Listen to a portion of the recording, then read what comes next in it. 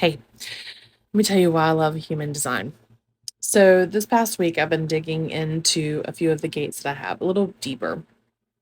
And I shared a couple of videos prior to this one of some of the things that have been popping up in my life over the past couple of years that I didn't realize were associated to these particular gates.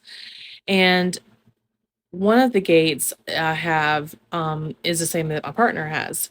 And um, another one that I have that I've been learning about is in my sacral, and it has to do with how my aura penetrates other people's auras, and that I seek deep, intimate connections with people to feel when it's in a partnership, friendship, work relationship, whatever.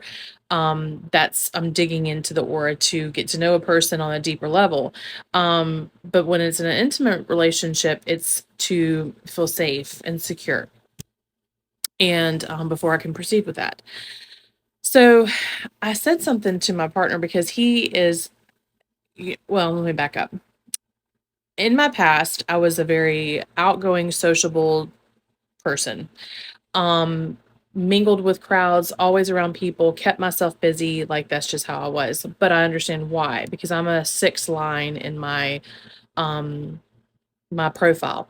And when you have a six line like that, your first 28 years of life is all about mingling. It's all about learning. It's a line three. So you're out there experimenting, learning through your experiences, all of those things. So it explains why I was that way when I was younger. And after I turned 30, that stuff kind of slowed down, and I very much preferred more of a smaller setting. And now, as I'm coming out of this maiden phase, I'm getting closer to my crone phase. It's I just prefer to, be alone. I need to be alone. In fact, one of my gates that I have is the alone gate. Needing that alone time to be able to recharge, to get clarity on things, to remove other people's energies because of how I penetrate so deeply with my aura. So I was saying to him, he likes to mingle, he likes to go and do things all the time, and he doesn't like to sit at home. He doesn't like to be stagnant. It makes him feel suffocating. And I was saying to him that, I wonder why he tortures himself so much with me, because he, and hear me out. It's not This is an understanding that we have of our relationship, that we're both this way and we accept this, but in it wasn't always that way. It used to be a lot of fighting back and forth of projections of needs of our own individual needs onto each other, and feeling like we were forced to honor those things. And I've been paying attention a lot to society lately and how people are talking about relationships and other people's needs. And when you vocalize your needs to people and a person doesn't show up for you and with them, that you should, they're not for you, you walk away and you do these things. And it just doesn't sit right with me. It literally does not resonate with me. And maybe it's just me. I don't know. Maybe there's other people like this. I don't know. But I just felt like I should say this because, it's to me, when when you truly know yourself and you begin to honor that in authenticity and alignment, all those the same thing, then you truly can start to accept the ways that you are and not feel shame for them and not feel guilty for them and not feel like you are a disappointment to other people, and in turn, it allows you to be able to honor other people in the way that they need whatever their needs are, not honor them in the sense that you have to um put your needs down to make them happy. It's honoring them and accepting them for who they are.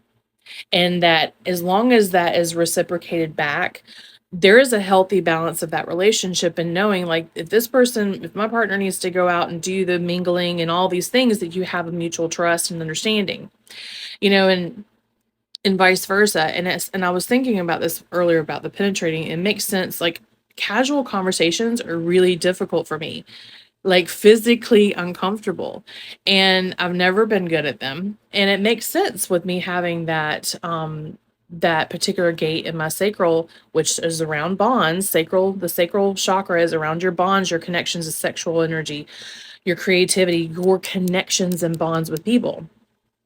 And it makes sense with me penetrating people's auras, why outwardly sitting in a surface level casual conversation is challenging, because I want to know you. I want to get to know who you really are.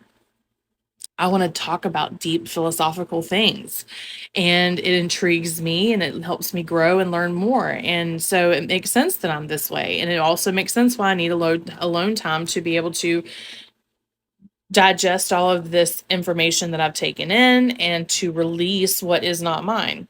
Anyway, maybe I'm just rambling, or maybe I just felt like it need to be said that you do not have to 100% honor another person's needs because they're their needs.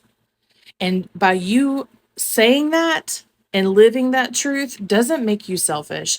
It doesn't make you uncaring. It doesn't make you all these negative attributes that society loves to say, that if someone can't honor your needs, then you need to walk away from the relationship. That's the problem with the world today, is we're not learning how to understand our own selves, accept who we are, in order for us to be able to do that for another person. And I'm not saying that sometimes you may come across relationships, friendships, acquaintances that just don't work. But hear me out. If you come together with someone, there's a reason why. And you need to sit with that and figure out why. What do they have that you're learning from, and what do you have that you're offering to them? That's as simple as what this connection is. What are we giving to each other? And what are we teaching each other to help us grow and learn and expand who we are? Anyway, have a great day.